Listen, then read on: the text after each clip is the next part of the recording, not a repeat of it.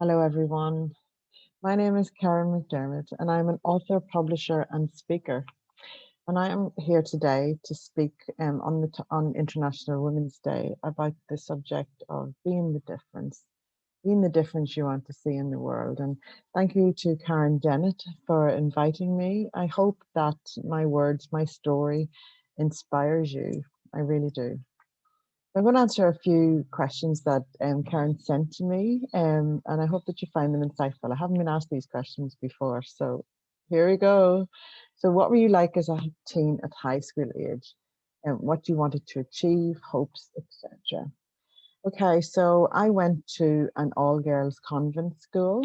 I never connected with the teachings that were happening there. I never resonated or had any sparks of passion happen through anything that I was being taught. And so it was hard for me to get excited or about my future because I never experienced what it was that I wanted to do. So, which was very bizarre. I had been at high school, it was different because I had started in a different high school and then was moved to the convent grammar school when I passed this certain test. And it's funny because I was the top of this A level student in the high school, and then I was brought to the convent grammar school 3, 4 months after school term had started, and it was as if I was always catching up. And I was always mediocre. I was always in the middle grade. So I always wondered, was it better to be the highest level in the lower situation, or what was deemed to be the lower situation? Of course, it isn't, or to be mediocre with the elite. Well, I know where I like to hang out, and where I feel more comfortable. So I went through high school fine. I did get into a little bit of trouble and things like that. Not serious trouble, just more being adventurous and curious about life, which I feel is absolutely fine. But having not found that one thing that I was passionate about, I got bored so easily. And I nobody in my little did I know that I was going to be so passionate about story and about books. And I eventually found my way there, but wasn't until my 30s. So I've always, school was just something I had to get through. And then I actually left school. I went into work, and yeah, lots of things happened, and I really enjoyed working hard, and I always ended up as a supervisor, as a manager, or whatever position. I'd always end up the boss, so there was obviously something there. I always had lots of promise. So what's the work that I do right now? So many years later, I moved to Australia from Ireland in 2008, and I discovered a passion for writing. And oh boy, did this not ignite a fire within me. Now, I'm a busy mum of 6 children, so I adore my big family, absolutely. And I have grown my businesses now, that led me into my writing led me into publishing. And I've grown my businesses pretty big, actually, alongside having my children. And so I'm pretty proud of myself, but I really enjoy what I do, so I don't feel like I'm working ever. It's the best feeling.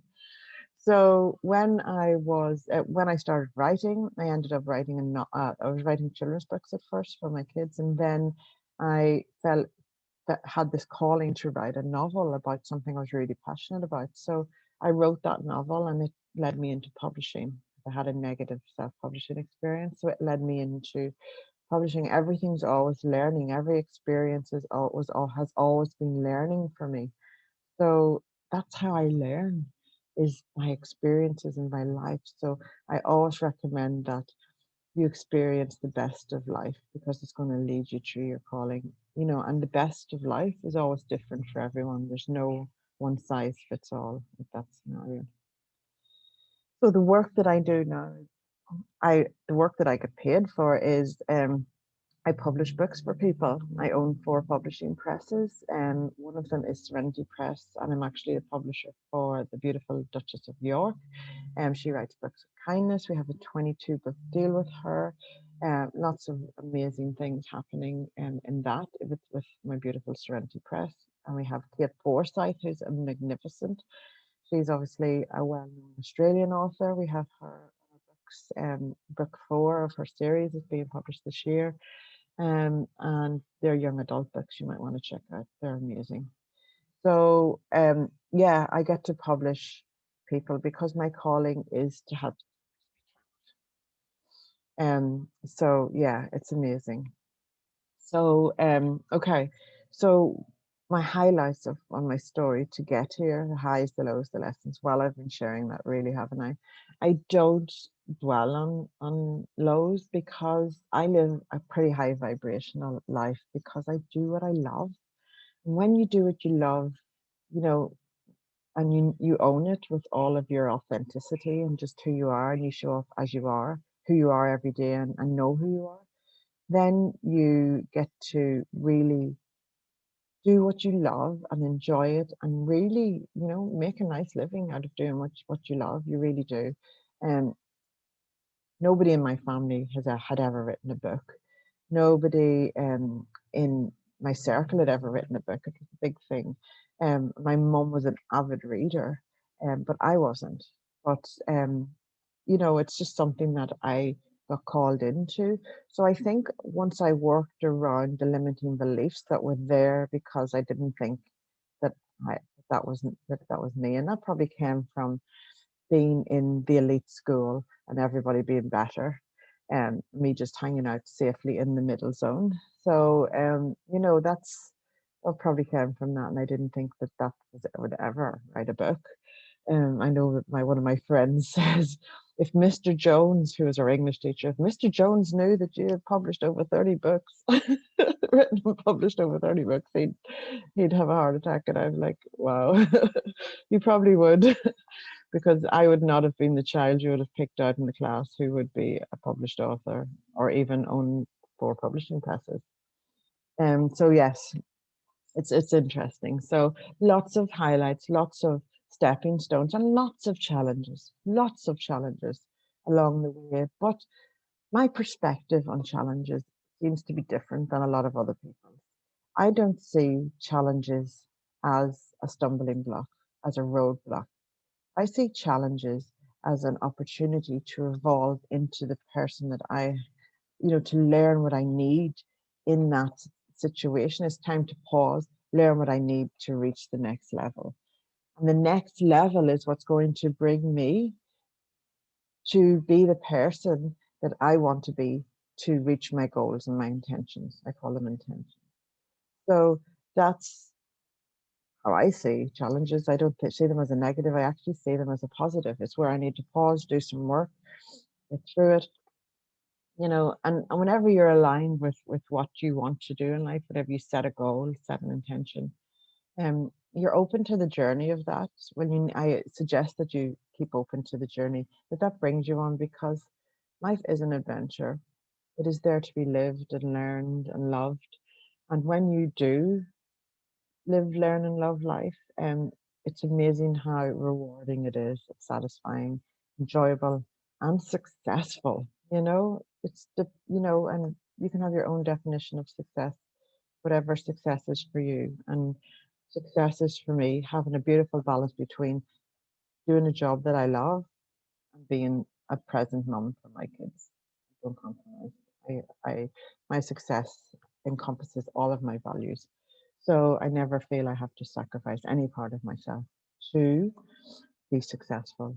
And for me, that is success. So what advice would I give to my 16-year-old self? Oh, my 16-year-old self, I was on an adventure then too. Well, I would just let my 16-year-old self know that your curiosity is fine. Don't compromise your values. Stay true to yourself, because everything that you're doing right now is setting you up for your best future self. So don't stress it. Don't stress the small stuff. Just be you, and just keep showing up, being you, and being kind. Just keep being kind, doing things that don't compromise who you are. Okay. And what be the difference means to me personally. Okay, Karen, you got me here. So being the difference is really showing up in life, and showing up and not sacrificing all of me to help others. My being the difference is leading by example, being the leader, and being the difference I want to see in the world. So that is doing my part by seeing where I can get, inspiring others. I love to inspire others. I love to push boundaries, positive boundaries, of course. I love to see what I can make happen. I love to be innovative and challenge the status quo. That helps us grow. So for me, that's being the difference. But one of the main things is to bring people along for the ride. For me, there is no such thing as competition, only collaboration. And I adore bringing, for bringing people along. And that's why I have lots of groups that I show up in, and help people when they have questions, and things like that. I have an academy where I teach people to become publishers.